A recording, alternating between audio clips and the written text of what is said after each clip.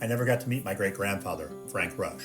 In fact, no one I know in the family did, since Frank died in 1934. I do know he was a commercial baker, and he left behind a few artifacts, including his handwritten cookbook. I'm boiling down and making Frank's recipes as a tribute to him and to other family members that we'll never get to meet. I'm Tom Mattingly, and this is Baking with Frank.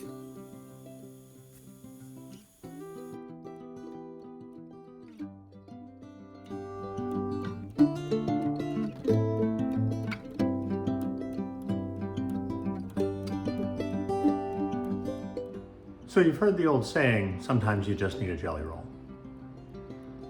Or haven't you? Probably haven't because I just made it up.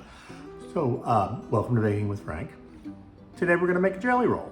Now, I've been using jelly roll pans since I, was a kid. Mom always had them. We always put, bacon or cookies or whatever on them. But never before have I used them for a jelly roll.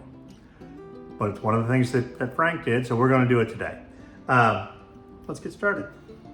All right. So here we have got 4 eggs, one that I just probably cracked. And you'll notice we're using the whisk attachment today, which isn't usual for us, but that's all right. It's usual now. Oops, I did that backwards. Okay, we're just gonna break these in here from now on. There we go. That's 1 plus 3, and my math is 4. We are gonna whip those up. I'm gonna get some of the goop off my hands, and we'll be back. All right. Started those off, we are going to add into the 4 eggs 5 ounces of sugar and 1/4 teaspoon of baking powder, and let those get a little jiggled up.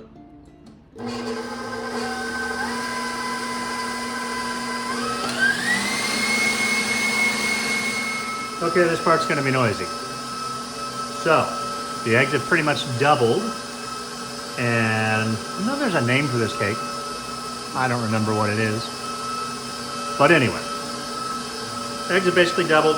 We're gonna put in 1/2 ounce of vanilla. I'm eyeballing this. This is the homemade vanilla from our beloved Jess and Chris, our niece and nephew, that they gave us for Christmas. And 6 ounces of melted butter, all going in at once. 6 ounces liquid. And 7 ounces of flour, all-purpose flour. See, this is why we got out the mom spoon, because it starts to do that kind of thing, and I don't like that. So now, just to do a little magic, we're gonna take this off of the machine and mix in the last bit by hand. Just use the whisk that came with it here.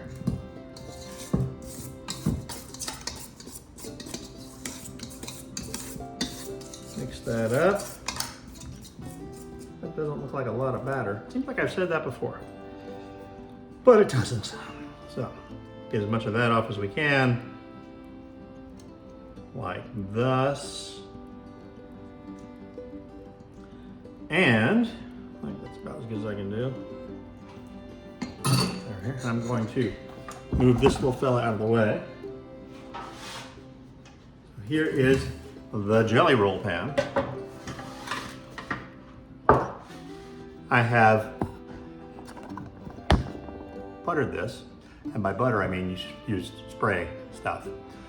Sprayed it on there, stuck down some parchment, then sprayed it again over top of the parchment and on the sides, so we can get the starter thing out. Because my gut is, and having watched the Great British Baking Show, this thing's gonna be thin and it's gonna want to roll, and we want it to roll.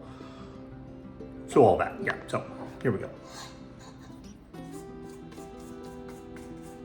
All of this going in the pan.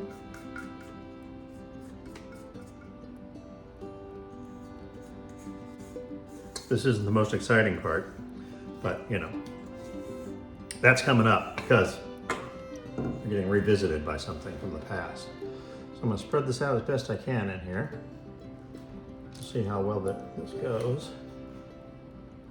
It ended up being a jelly cookie.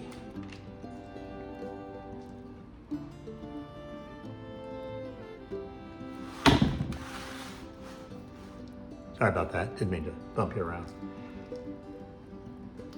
Yeah, so that just doesn't look like it's gonna do a lot. So here's what we're gonna do. I'm gonna make another one of these. And we're gonna put it on top of this one. I'm not gonna make you watch that. Okay, so remember when we were doing this once before? Okay, we're doing it again. Put all that batter up in there. This one looks a little more smooth. I'm not sure why. Well, you know, it's never boring. That's one thing. That crazy Frank gets me into more trouble.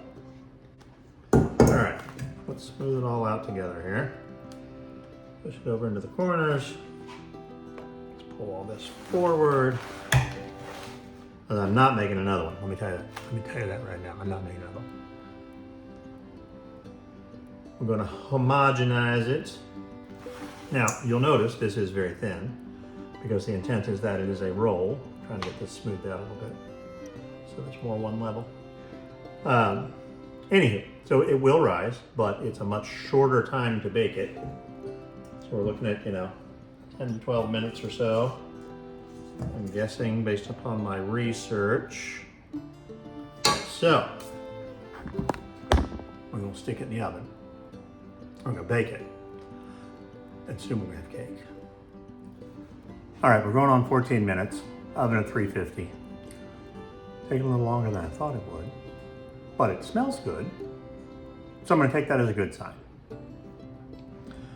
All right, so we're now coming up on 14 minutes. So clearly I was way off. We'll see where we get. Oh, new aspect too. Nice, hey? All right, here we go. My new gloves. They were an anniversary present. All right, there she is. Looking good. Feeling a little rigid, but we're gonna work with it. And my worst case is we just make a big sandwich out of this. More on that later. But to try to keep some of that moisture inside and thus potentially make it roll better, I'm gonna do this.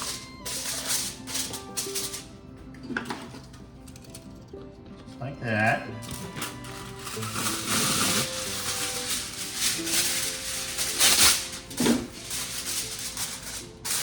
just like that. We're gonna let it sit there and catch up and cool off. And if we have to, we'll, spray it or we'll figure that out later. Anyway, on to the filling. So you'll remember the tragic time when my favorite spoon got burned. More on that later. And then we thought we were making candy, when in fact we were making buttercream.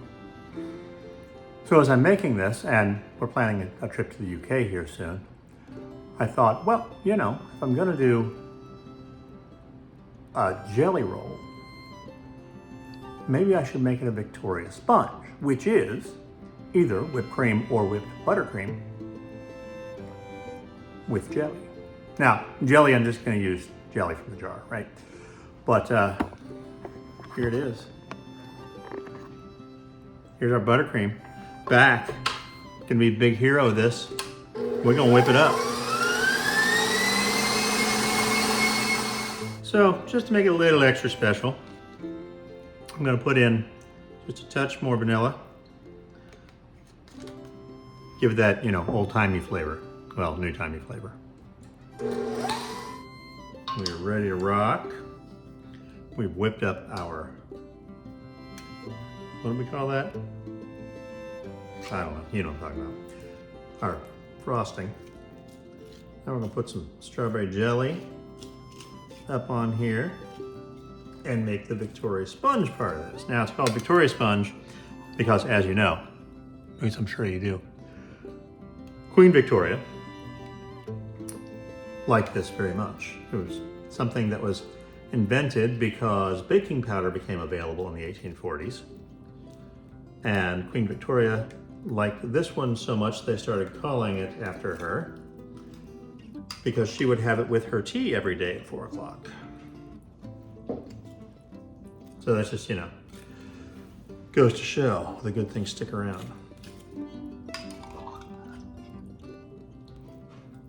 All right, just about got that in place. Stay on there with me. Thank you very much.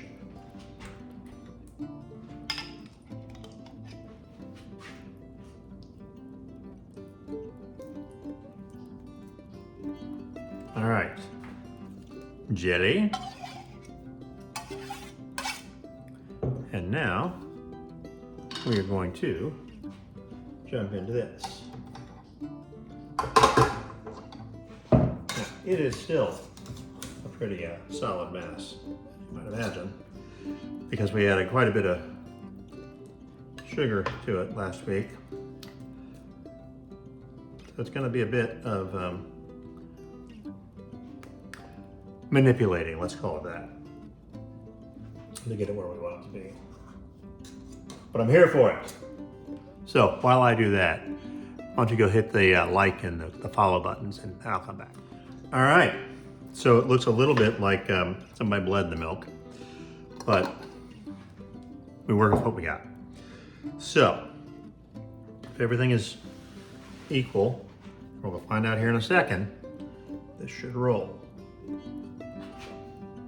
And it's cracking.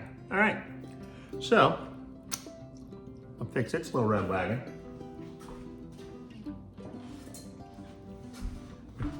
It wasn't just cracking, it was breaking. So we're gonna do this right there.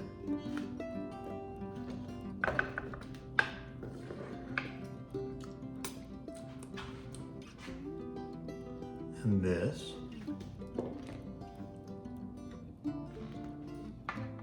Now, I will share that this cake has been cooked so well that it feels a lot like rubber. But I keep licking my fingers because the icing is really good.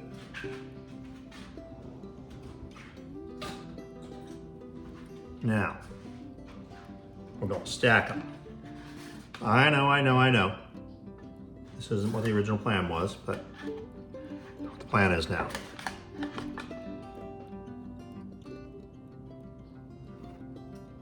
We'll put that there. And we're going to put that there. And we're going to put that there.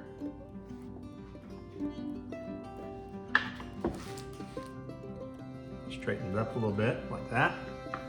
And we'll put it on plate. Is it the prettiest cake you've ever seen? Probably not. But I've eaten ugly cake before.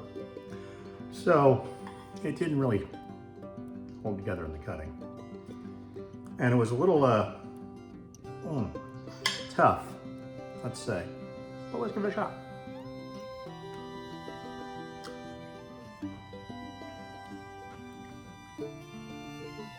Good flavor. Texture. If a strawberry and a vanilla pod and a spare tire had a baby,